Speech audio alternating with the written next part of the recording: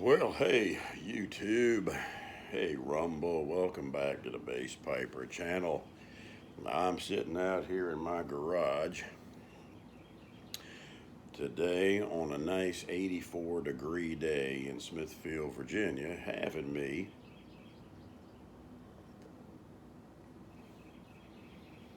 a Rough Rider Sweet by Indian Head Cigar. These are nice cigars for the money, guys. I think they're about $5.50 a stick if you broke it out by the piece. But these are they're not flavored cigars. They do have a sweet tip to them. But I've tried these, and these are very good. Nuances it gives you a little bit of, might get a little bit of a pepper to it, but good coffee type notes I get off of it, cocoa, that type of thing. Um, but for the money, they are good cigars. So if you've never tried a Rough Rider Sweet, pick you up one and try it. You can buy them in 5 packs of probably uh, $30 or something like that, depending on the size you get, ring gauge you get. But I'm sitting here in the garage today, and like I said, here in Smithfield, Virginia, it's 84 degrees this afternoon, and I'm sitting here amongst all the junk in my garage.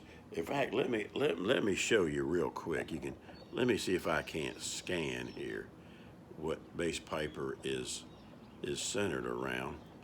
You see all this? Let me tilt it, man. You see all that over there?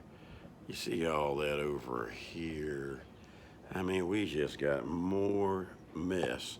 It seems like it comes in every week. It gets stacked. Oh, and over here, I have all of that right there. That's waiting to go out to a lady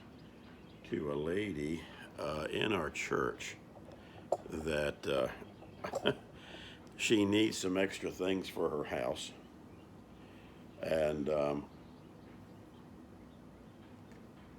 she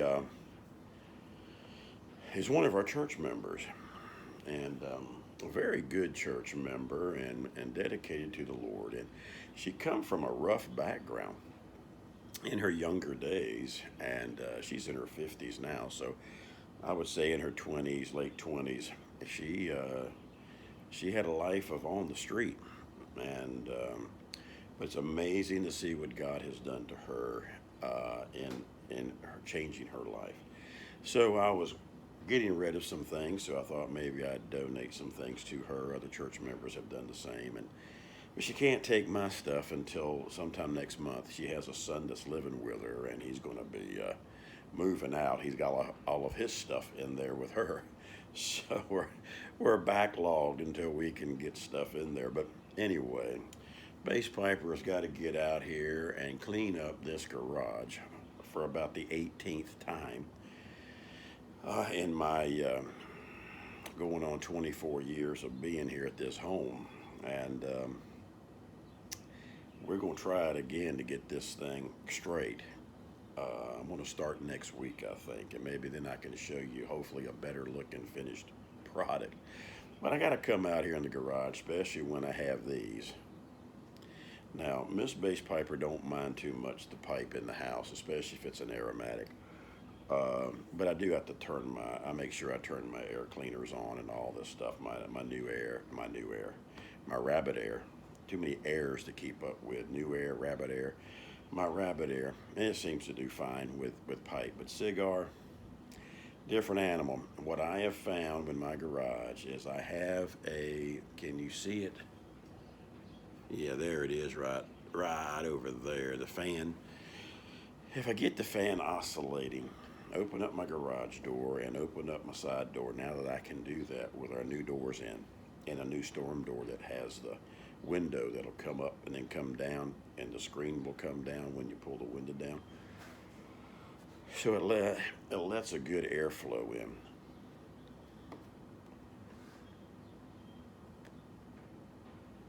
And so with that, um, the the smell after smoke smell with certain cigars, and I'm learning this in my journey. There's some cigars or some countries. Um, I haven't put my finger on it yet. If it's Nicaraguan or if it's um, Dominican, I don't know which one it is, but one of them has more of a pungent after note. I had to fix my chair. You know, I got to rock if I'm gonna make a video, if I especially in a rocking chair.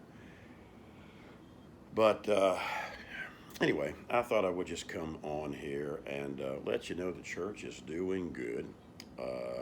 I appreciate all the guys and gals that might be praying for Bass Piper in this transition that I've gone through. Um, the church is doing good. We're looking at hopefully this week to put names in the hat for what we're going to name our new church. And then next Sunday, we're going to vote on, just take a basic vote on which one we want for our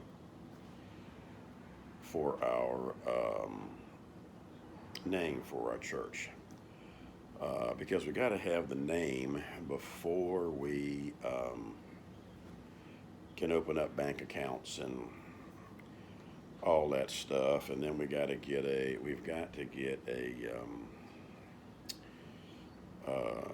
we got to get all the paperwork for the IRS, you know, and the nonprofit stuff, and we got to get a EIN number and all the hoorah to get us official. And then we got to work on our constitution and bylaws and get all of that put together. So it's just the startup stuff that we got to get going. But the biggest challenge I'd like for some of y'all that are the praying kind to pray about for God to show us where we can meet. We need a meeting place. Now, let me show you how God has worked so far. This problem that we had within the church that I told you we were shanghaied in a business meeting, and God saw fit that we transitioned out, and over half the church transitioned with the pastor. I must have been doing something right. Um, but um, right immediately, God started working. And God started working in the fact, guys, that we didn't know where we were going to meet on Wednesday nights because where we meet at one of my deacons' homes, they graciously opened that up so we could have Sunday mornings. And they have like a great room, and really it's pretty neat how it's set up because it looks like a little church. And the way their roof line comes down, and at the end they have a nice window, different windows and things. So it's really an airy room, and so they push their couches to the side walls for people to sit on, and then we put little folding chairs up the middle of the room, and then I'm on one end of the room with a music stand, and that's my pulpit. And then we had a lady bring her. I think I told you. I don't know if I did. If I did, I apologize. Bass Piper's getting older, so he forgets what he said. But she brought her karaoke machine, and we got two little speakers and her karaoke machine, and that's what we play soundtracks and stuff for them to sing by. And or if we don't have a special singer that day that from the church, we just play a song through it with singers. And then of course we have our hymns, and we have it just like a full blown service. It's just in a home. And so we started wondering, well, where can we have Wednesday nights? Well, God opened up a place nearby here in town that we're able to go to a retirement neighborhood. They're building new homes over nearby where Bass Piper lives. In fact, they've been building them for the last 15 years. They've changed hands in management, and the first management, they would only build a house as they sold it. So, where this new company, they're building them and then selling them. So anyway, they have a clubhouse there. And so we were able to get the clubhouse on Wednesday nights for our Wednesday night prayer meeting service. And I said, well, that we had one of our church members that lives out there. She checked it out, and I figured, well, if we could at least get it once a month or something. Well, God worked in the lady's heart that that does the scheduling for this clubhouse, and we wanted to try to get it starting the first Wednesday night of in May next month. She went ahead and booked us guys every Wednesday night through the end of the year. We have it from a 7 o'clock to 8:30 slot, and so God worked that out. So now we can have our Wednesday night service. We can have our ladies' mission. Um, uh, Basically, it's a women's outreach ministries um, that they were having at our former church, and now we can have that on Wednesday nights as well. So what we're going to do is we're going to have Bible study on Wednesday nights and prayer meeting service, and then once a month, the last Wednesday of every month, whichever falls on a 4 week or a 5 week, the last Wednesday of every month, we can separate rooms, and the ladies can do their women's mission stuff in one room, and then I can hold the Bible study. Those that's not involved, the men and women that's not involved, or the women that's not involved with that, can come over to the Bible study. So once a month, we can knock out two birds with one stone. So that works great. So the only thing that we're down to now is just getting the okay, and I think we've got it for the deacon's house that we can start having Sunday school. And I'd like to get that going the first week, the first Sunday in May. So that way we can have our 10 o'clock Sunday school and our 11 o'clock morning service. And then we just go over to the clubhouse on Wednesday nights and have our Bible studies. And then once a month also incorporate the women's ministries outreach ministries there. So God's working it all out, man. We just got to shuck and jive a little bit with places and locations right now. But that's the fun part of having the new work started and see how God's hand works. But our biggest challenge is going to be, guys, is like I think I told you in a video before, a couple of videos back. We're praying that God will open up either a church that maybe we can share time slots, get a different time slot, or we can find a building we can rent. And of course, that's something else we've got to get to because we've got to see how many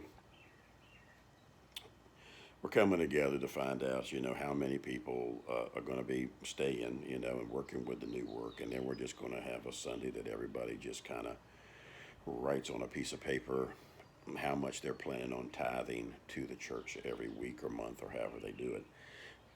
Coming off the former church, what are they going to do with this church? So that we can know what kind of budget we got to work with so that we can look for look for buildings to rent.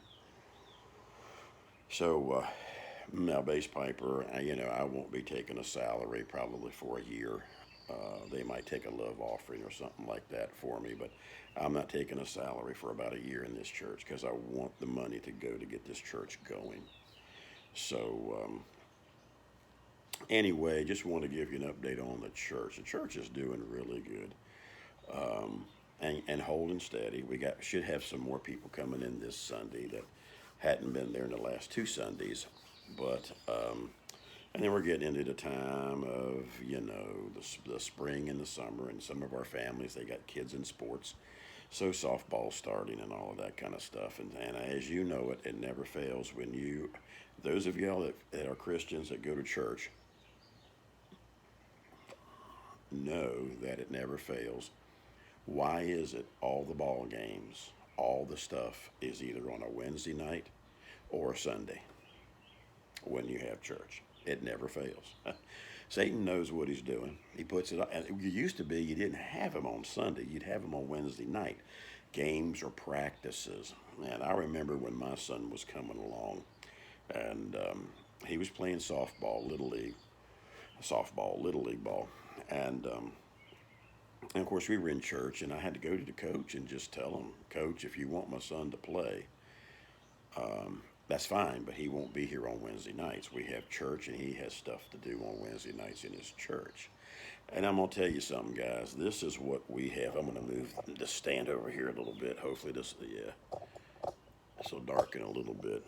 But I don't know if I'm doing the right thing or not, but we'll see. But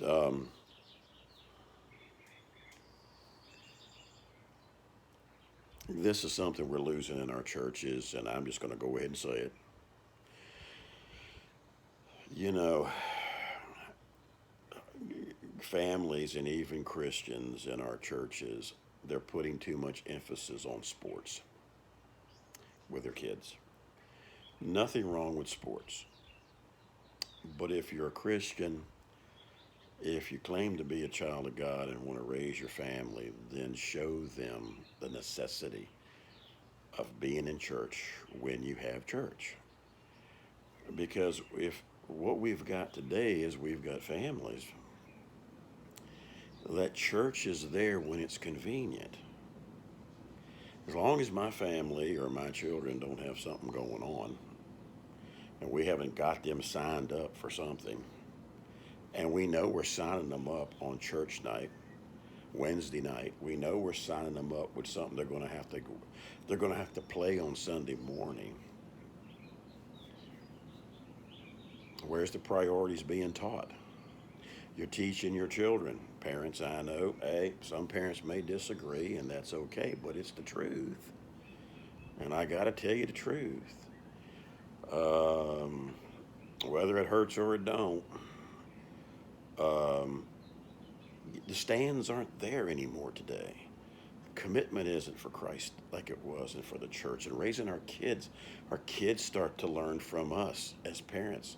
Church is only when it's convenient because mom and dad let me play on Wednesdays and Sundays and all of that. And of course, what do you think kids are going to want to do? They're going to want to get out there and play. You got to teach them, no, you can play, but let's find something to do that's not on a Wednesday or a Sunday. And it may mean that they don't play that ball, Dad. You know, that you can't live your life through them. But if you claim to be a child of God, then my stars, man, teach them. Teach them that no, go to the coach and go, look, you know, even if it's between a Wednesday and a Sunday, you know, I guess pick your battles and just say he won't be here on Sundays. Now he can play, and he won't be here on every Wednesday. He might can play one or two Wednesdays a month and play the other two, but he ain't gonna be here on Sundays. So if he don't need to play, let me know now. My children are going to be in church, and this is teaching your kids. I'm gonna tell you, one of the things we've got to do to turn our society around the way things are is we've got to get back in church, guys. And parents, if you got children, it starts. We got to get a generation back on track to be able to change anything.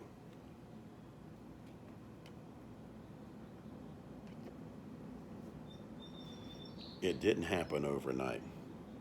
It's not going to change overnight. And so we've got to get a generation fired back up and on target for the Lord. But you know, it's so sad. I go by after church and there's schools just packed with parents and kids. They're either playing football or getting ready for football. They got early football practices going on, and it's like the sports are just running into each other. I mean, you're supposed to be in, I thought, getting ready for baseball, and they got stuff still going on out there in schools with football and all kinds of mess. I guess football's become a year-round thing. But you leave out of church and about 12:15, 12:30, you're going back home from church, and there they are, all out there playing ball with the kids. And so these were families back in the day and kids that were in church. They're not anymore. And we've lost the generation. But we have nobody to blame but ourselves. We are the blame parents. Sad to say. They're only going to do and learn what we teach them. So anyway, I didn't mean to get off on that rant, but it is true. Uh, our Sundays needs to be back to the day of the Lord, and but I know it's like every other day now. Stores are open, everything's going. It's just like a Monday, Tuesday, or Thursday, or Saturday. Sundays don't mean nothing anymore. But somehow we've got to get things turned around a little bit. And even though I know we're in the end days, we're in the days of Noah, so to speak, and we're in the church age. And we know the Lord's coming back, and we know also it's got to get worse before it gets better. Um, Had to tap the ash. Um, we've got to somehow stop and look at what's priority, and especially Christians. Now, non Christians, they're not going to know any better. But if you're a Christian, uh, you know, that was part of Ephesus' problem in Ephesus, right? They they lost their first love. They took their eyes off of Christ, and by taking their eyes off of Christ, when you take your eyes off of Christ, you put everything else first. Nothing's going to work right for you. It really isn't. Um, God mandated an order. God first in your life, your family, then your work or anything else after that. But God and family, not family and God, not work and God and family, not work, family, and God. It's God, then family, then work, then anything else you want to do in life.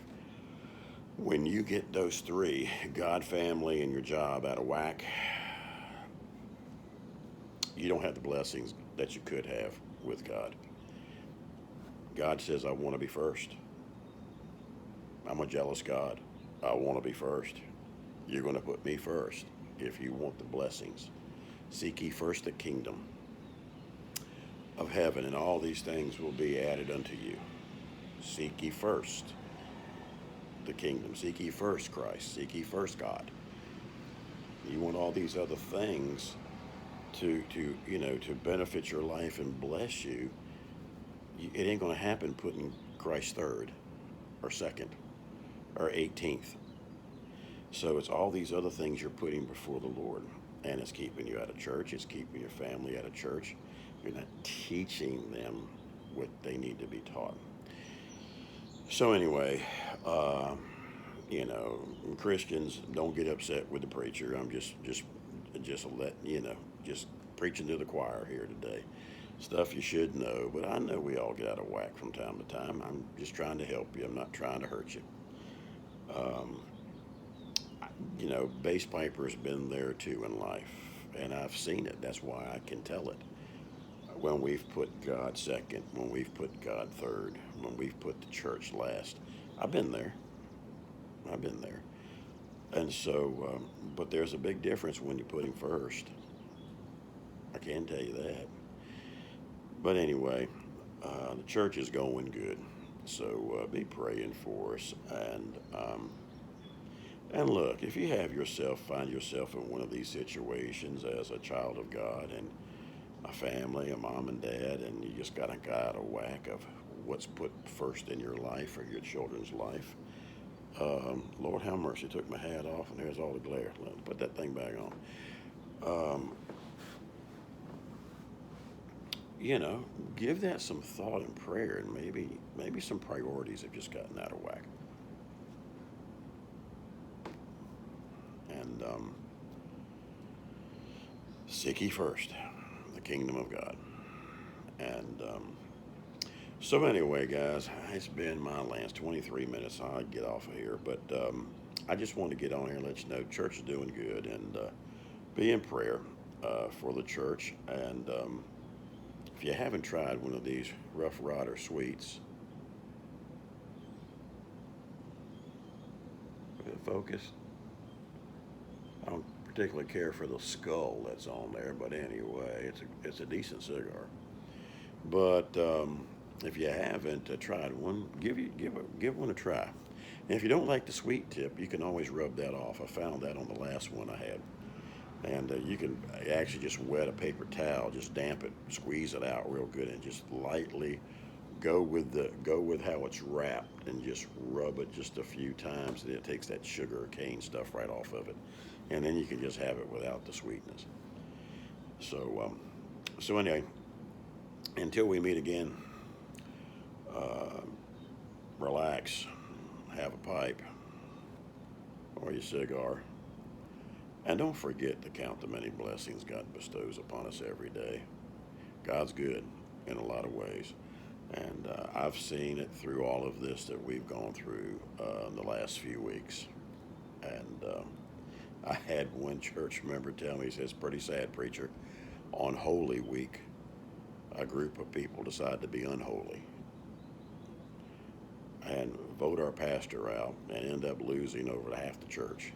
Now, what good could come out of that? Well, it's a lot of good for us. But I'm afraid if some people in churches don't change their ways, the wrath and hand of God's going to fall right in the middle of it. And they've been warned, but it goes in one ear and out the other. So all you do is sit back and grab your popcorn and your Coke and watch the movie. That's all you really got. But anyway, guys, hey, God's good, and we'll see you next time. Y'all take care. Bye-bye.